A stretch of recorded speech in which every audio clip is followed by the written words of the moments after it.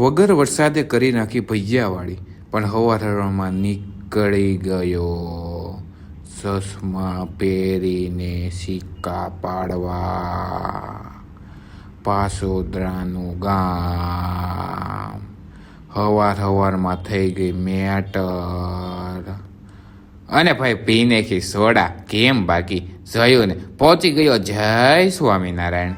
અને ભાઈ ખાઈ નાખ્યા ઢોકળા, સમોસા, ખમણ ખાઈ નાખ્યા.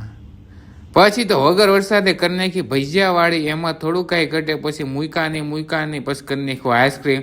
મન મોજીલું મારું આઈસ્ક્રીમ કાચમાં દેખાવ એ તો હું છું. આ ભાઈ પણ આવી ગયા વિડીયોમાં.